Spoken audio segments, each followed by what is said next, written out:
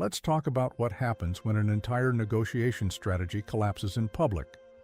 Unrivaled, the league that was supposed to give WNBA players leverage, just posted a 65% viewership drop, year over year. Opening night on TNT. From 300,000 viewers down to 107,000.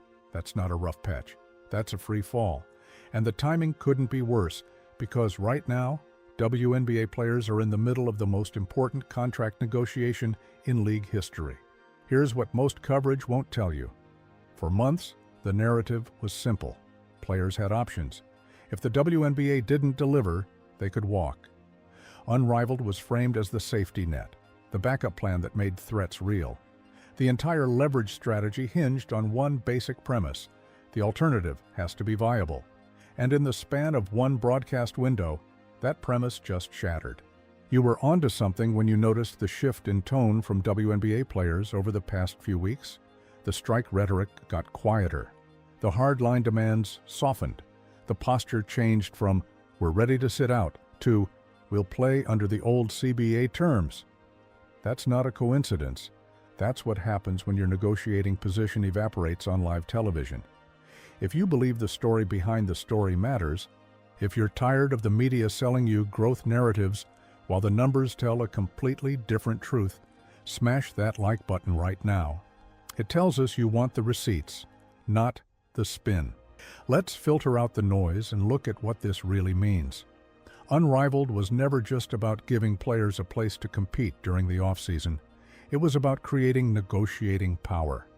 The message to WNBA ownership was crystal clear: pay us what we're worth, or we have somewhere else to go. That's classic labor strategy. Build an alternative, strengthen your hand, force the other side to take you seriously. But here's the brutal reality that just got exposed. Leverage only exists if the outside option is strong. You can't walk into a negotiation room claiming you have alternatives if the alternative you're pointing to can't hold an audience, can't hold sponsors, and can't promise stable paychecks. That 65% drop isn't just an Unrivaled problem, it's a WNBA problem. Because every disappointing rating becomes a receipt. Networks don't negotiate based on vibes. They negotiate based on what the numbers can support. When executives see a product failing to generate consistent attention on a major platform like TNT, the next question is obvious. Why would we pay more for something fewer people are choosing to watch? That skepticism doesn't just hurt Unrivaled. It bleeds directly back into WNBA labor talks because it undercuts the entire threat of walking away. Many of you have been saying this for weeks. The attention spike wasn't structural growth. It was concentrated around one specific magnet. And when that magnet isn't involved, the viewership evaporates. That's the uncomfortable truth the ecosystem keeps avoiding. Caitlin Clark isn't just a popular player. She's the difference between a national appointment and a niche broadcast. And until the sport proves it can consistently draw without her, every new project is going to face the same brutal test. Unrivaled Season 2 opened with that test, and the results were devastating. This wasn't a mid-season dip. This was the front door. The first impression, the night you're supposed to show sponsors and networks that the product has momentum. Instead, the turnout signaled something the media doesn't want to frame honestly. The casual crowd isn't buying more games as an idea. They're buying a specific star. And when she's not on the court, the attention disappears. Now, layer in the money. When a league pays premium salaries, it's making a bet that visibility will follow. If the audience isn't there, the spending stops being investment and starts looking like burn rate. Promotion can't manufacture habit. Habit comes from demand, and demand comes from people choosing the game when they have other options. That's why this 65% collapse matters beyond one league's struggles. It rewrites the entire power dynamic. For months, players positioned themselves as holding the cards. The backup plan would absorb the fallout if negotiations broke down. But a backup plan that's shrinking in public isn't a safety net. It's a warning sign. Reading between the lines of recent player statements, you can see the shift happening in real time.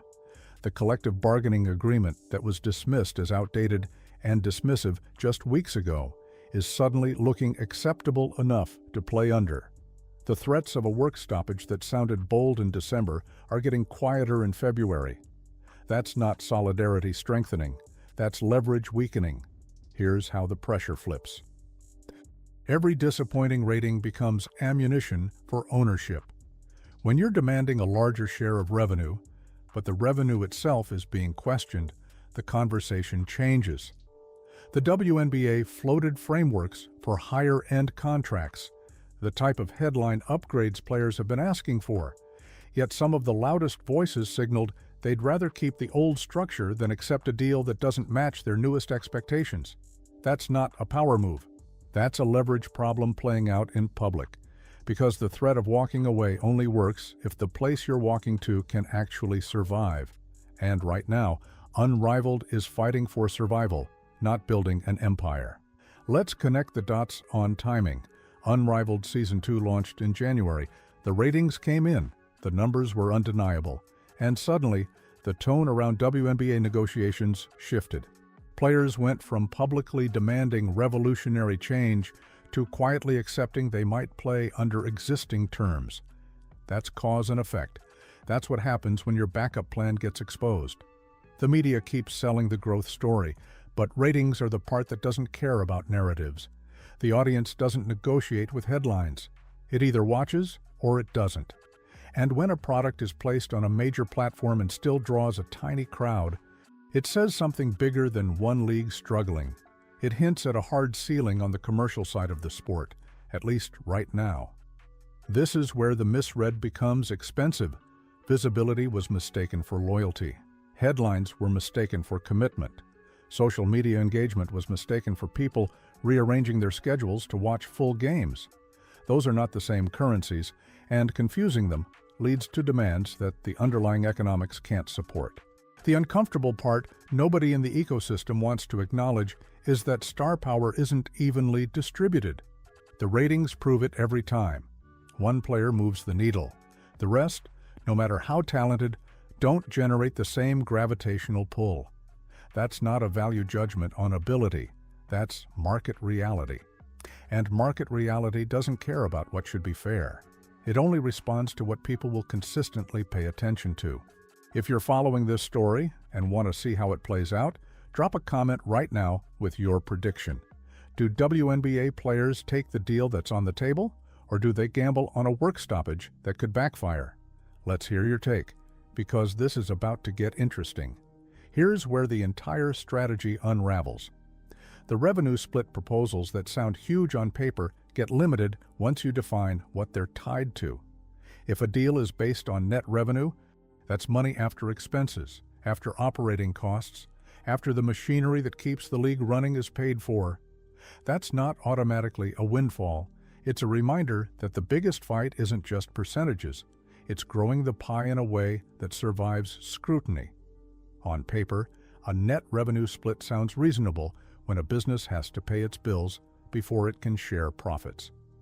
That's the entire purpose of net. Expenses come first, then the leftovers get divided. But the current dispute isn't about leftovers. Some voices are demanding a cut of the whole pie before the kitchen even pays for ingredients. That's the key difference between gross and net. And it's why this standoff is turning into a public optics problem. Gross revenue is the total number at the top of the spreadsheet. Net revenue is what remains after the league covers travel, staffing, arena costs, marketing, production, insurance, and every other line item that keeps the operation running. Demanding a larger share of gross can sound bold and empowering, but it also ignores the mechanical reality that expenses are not optional. Connecting the dots reveals why the NBA relationship matters here. The uncomfortable truth underneath all of this is that the NBA doesn't need the WNBA to function. The relationship has always been a long-term investment with public-facing benefits, not a dependency. If the partnership turns into non-stop conflict and bad optics with limited upside, decision-makers will eventually ask why they're carrying the stress. That's why the leverage people keep referencing starts to look more like a mirage. Leverage isn't something you declare.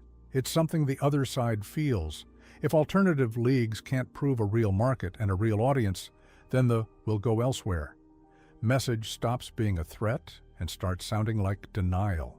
So let's talk about what happens next. Either the players accept a deal that looks a lot closer to the current structure than the slogans promised, or they take a gamble on a work stoppage that could backfire in ways they're not prepared to own. Meanwhile, the startup model at Unrivaled keeps bleeding until investors get tired of paying for optimism. Labor fights only work when both sides believe the cost of delay is unbearable. Right now, that balance is off. The league can afford to wait. The networks can afford to wait. The players are the only side facing immediate pressure because careers are short, contracts are finite, and momentum disappears faster than slogans. A strike sounds powerful in theory, but in practice it only works if fans feel the absence. If the audience isn't already locked in, silence doesn't register as loss. It registers as background noise. That's the danger in walking away from a product that still hasn't fully earned habitual viewership. You don't punish the system if the system doesn't feel punished. This is where visibility was mistaken for loyalty, and that mistake becomes expensive. Headlines were mistaken for commitment. Social media buzz was mistaken for people clearing their schedules to watch full games. Those are not the same currencies. And confusing them leads to demands that the underlying economics simply can't support. If the next season opens under a temporary extension or a recycled agreement, the tone will quietly reset. The bold language will soften. Individual priorities will surface. Players will protect their own careers first, because that's what rational actors do when collective leverage weakens. That's not betrayal. That's human behavior. Meanwhile, the alternative leagues will keep chasing the same flawed thesis, that the sport hasn't failed to capture an audience, it's just been marketed incorrectly. But marketing doesn't create desire. It amplifies what already exists. If desire were there at scale, the numbers would reflect it by now. Unrivaled had TNT promotion, primetime slots, and massive marketing pushes. The audience still didn't show up. This doesn't mean the sport has no future. It means the future has limits. And pretending those limits don't exist only makes the eventual correction harsher. Sustainable growth doesn't come from forcing value. It comes from meeting the market where it actually is, not where you want it to be. That's the crossroads right now. Accept the reality on the table and build patiently, or keep swinging at a leverage fantasy that's already fading. The numbers are forcing that choice, and the numbers don't negotiate. This is the moment the whole illusion collapses. Not because anyone hates women's basketball, not because fans are unfair, and not because the players aren't talented. It collapses because the market finally stripped the story down to its core. When the biggest name isn't involved, the audience vanishes. And when the audience vanishes, the money vanishes right behind it. No amount of branding, no amount of tough talk, no amount of movement language can change that reality. That's why the leverage play is unraveling. You can't threaten a system with a backup plan that can't stand on its own legs. You can't demand top-of-the-market payouts when the product is still fighting for bottom-of-the-chart attention. And you can't keep pretending every player is a franchise-level draw when the numbers keep screaming the opposite. So here's what happens in the next few months. Either the union takes a deal that looks a lot closer to the current framework than they wanted to admit, or they gamble on a strike that exposes how replaceable the product is without the star power that actually moves the needle. Either way, the market is teaching the same lesson it always does. Your value isn't what you insist it is. It's what people will consistently pay for with their time, their attention, and their money. The media will keep trying to spin it. They'll keep framing pushback as hate. They'll keep selling growth as if it's automatic. But ratings don't lie, and neither does consumer behavior. This isn't a temporary glitch. It's a ceiling being revealed in real time, and the ceiling has a name. The league was handed a once-in-a-generation opportunity. Instead of building around what was real, too many people demanded that the public validate what was imagined. And now the correction is here. The market always collects. If you want the unfiltered truth behind the headlines, the numbers they don't want you connecting, and the power plays happening behind closed doors, you need to subscribe and hit that notification bell. We're covering every angle of this negotiation as it unfolds. Drop a comment with your prediction on how this ends, and share this video with someone who still thinks hype equals leverage. Next video. We're breaking down exactly what's in the WNBA's current contract offer and why players are suddenly going silent about it. You're not going to believe what's being left out of the media coverage. Stay locked in, because the real story is just getting started. This is where narrative meets reality, and reality just won.